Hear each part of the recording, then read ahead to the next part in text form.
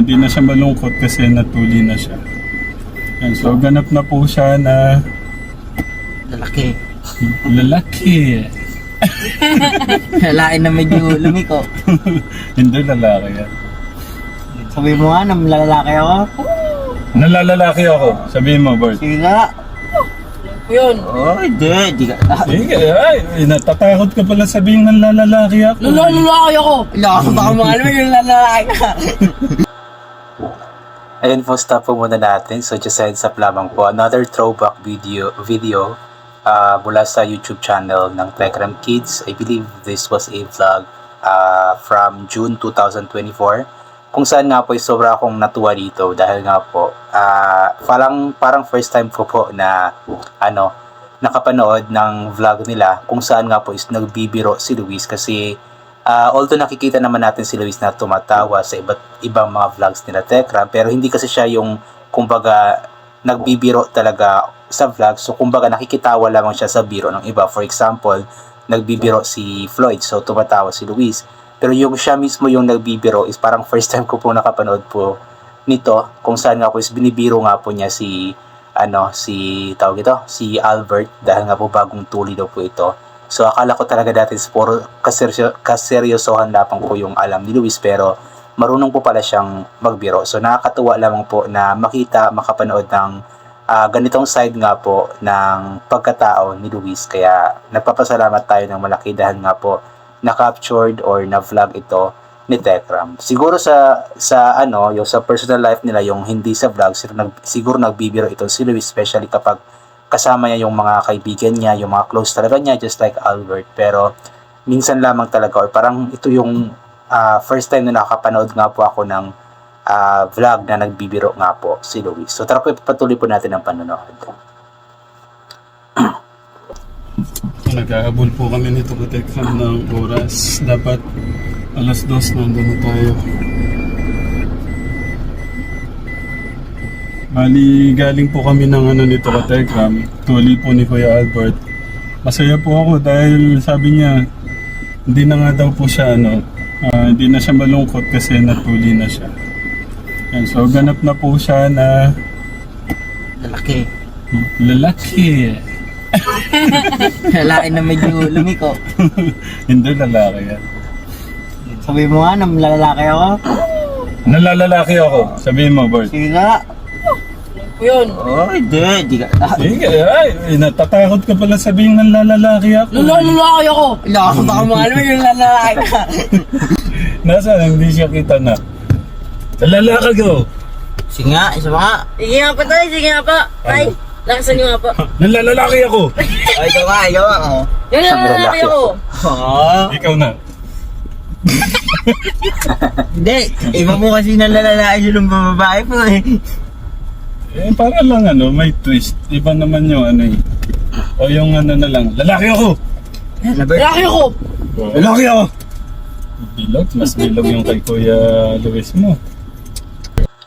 Nakakatawa lamang itong vlog na ito ba kasi I believe meron silang problem that time pala, dahil nga po nagpapunta po sila sa sa ospital dahil nga po titignan or kukunin nga po nila yung result ng check-up ni Luis dahil nga po kung naalala nyo po dati na palagi po siyang nag-nosebleed, laging napakaraming dugo ang lumalabas sa kanyang ilong. So yun po pina-check up nila at para at least siguro mawala yung stress or negative na emotions or negative feelings na kanilang nararamdaman. So yun nga po, habang nasa biyahe sila is nagkakatuwaan nga po sila, nagbibiruan kasama nga po si Albert na bagong tuli nga po. So nakakatuwa lamang po kahit papaano is alam ko na tayong mga viewers is sobrang natutuwa po sa ganitong mga tagpo, ganitong mga vlog po nila. Yung hindi puro problema, hindi puro mga negative things. Yung ganito din, yung walang kumbaga walang stress ba, yung puro tawa lang po yung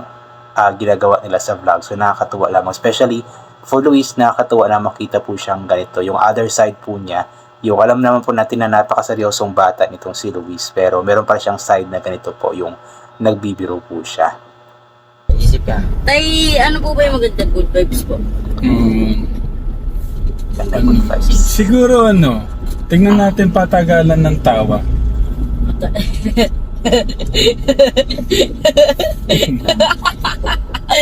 Tingnan mo, oh. Ganyan lang.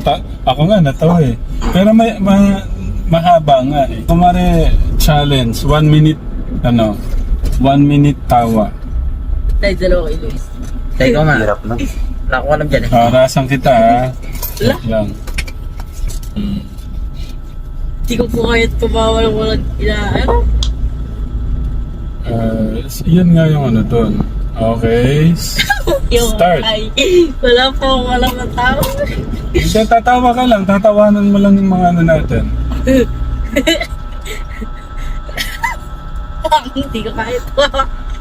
Tumatawa ka? Hindi ka tumatawa? Hindi mo kaya no, pero tumatawa ka? Hindi kayang tumawa pero tumatawa na. Alam mo yung ano, nakakatawa rin po itong si Albert, no? Kasi alam mo yung hindi siya camera shy, yung humarap talaga siya sa camera, tapos kapag may sinasabi si Tekram na ito, ganito, talagang alam mo yung ano siya, kumbaga, pwede siya sa vlogging, mag-vlog dahil nga po, hindi siya nahihiya na humarap sa camera, magsalita sa camera, mag-act sa camera.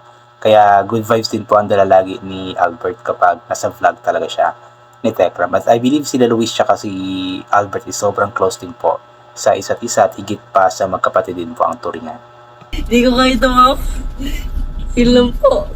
Ay, yan, 1 minute, 1 minute lap, tawa challenge. Yan, kasi Kasi kuya mo muna. Yan! hindi mo, wala mo. Idea mo na, Bert.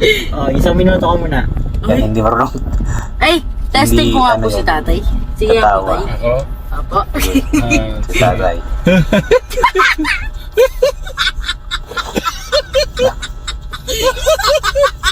Grabe yung tawa ni Albert.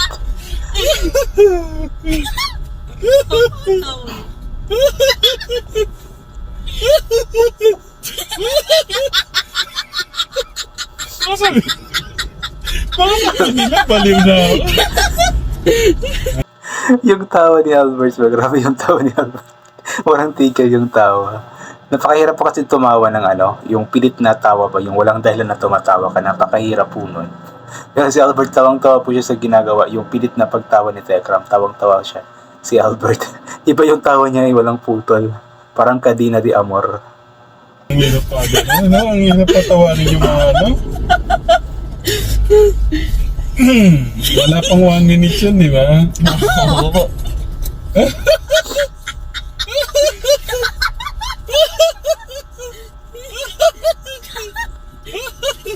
Ay, nabaliw na si Tega. Nabaliw na si Tega. Sige. Uy, ikaw naman. Ganyan. Grabe yung tawa. Si Albert mabal. O yan, 1 minute na yan.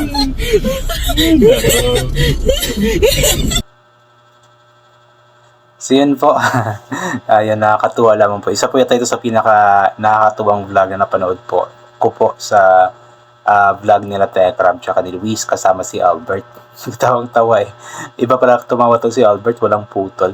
Pero anyway, nakakatuwa lamang po. Good vibes po muna tayo ngayon at wala po munang stressful na issue or vlog since nakaka-stress din pong ma-stress eh. Nakaka-stress.